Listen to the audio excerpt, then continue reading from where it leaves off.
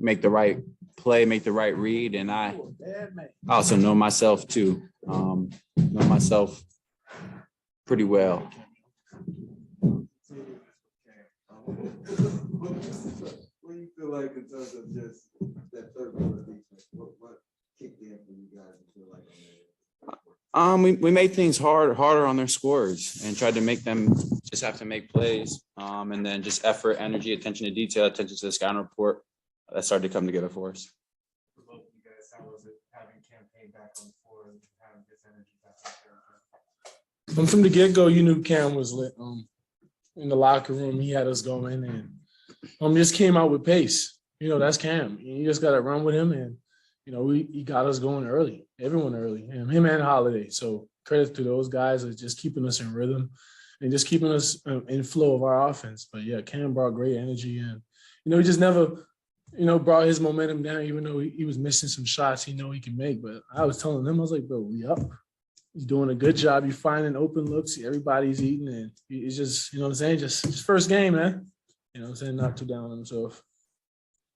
what was it like to have a fourth quarter watching instead of playing? I thought I was gonna go back in that game. I thought I was gonna go back. And it was fun, to be honest. Knowing that we did what we had to do and we got the job done. But throughout the game, I just felt that we did a great job on the defensive end as well. We had a lot of communication. What we did, I think we got into our offense very early to where, we got what we wanted to open up shooters as well. And, just playing an all-around solid game. We were comfortable the whole time. So, we needed that, coming off 2 losses. Do you see it as an accomplishment for you guys to get to 32 assists without Chris or Devin? Yeah, and it's spread out. I mean, Aaron and C-Payne did a lot of the heavy lifting on that, 9 and 8. So big credit to them. But, our assists, everybody kind of was getting in on that action. And guys are moving the ball. And even when the stats don't show specific guys getting assists, there's still key factors in that ball jumping around. And playing out of our, secondary breaks and getting into our actions with pace and everybody moving, that's big for this group, without Chris and Devin.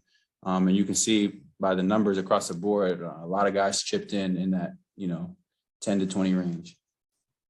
Money let you loose a bit defensively. You guys were trapped in something you guys turn to every now and then. How did you feel like you guys executed it? I think me and Mikhail did a good job. Mikhail is out there guarding the best players every night. And, Coach, he gave me the green light just to be up the whole night. And, Simmons got going in the first 6 minutes. And, once we figured everything out and we adjusted, we totally negated it.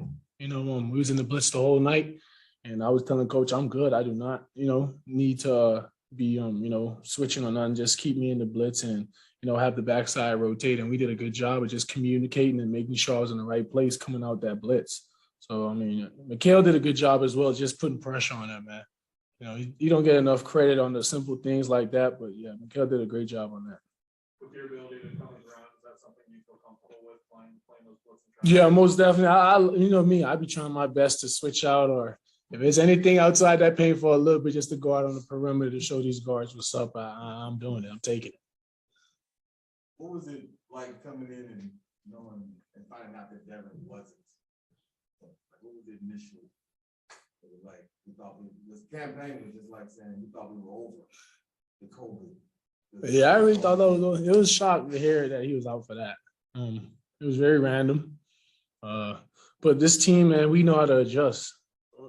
We could be missing anybody on that court. We just always find a way to adjust to, still play Suns basketball on both ends of this floor and just, carry out our culture.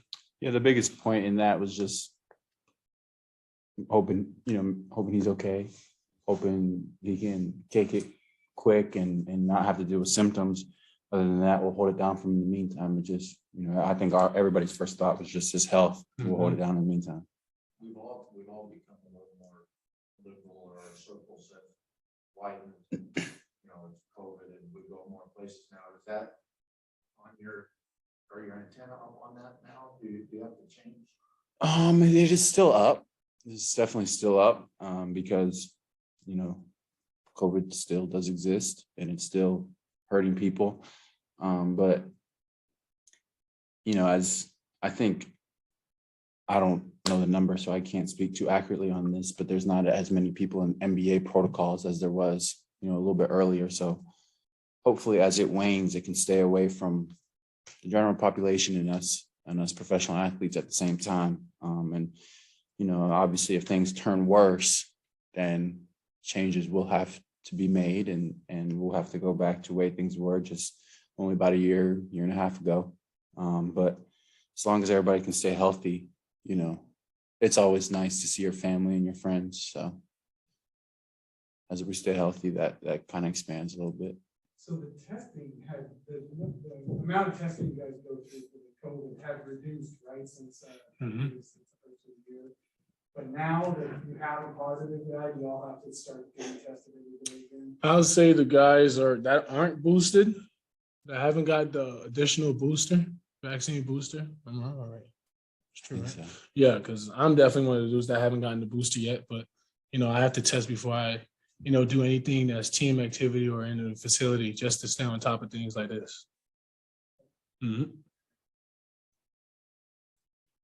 thanks, guys. Thanks, guys. Thank you. Appreciate the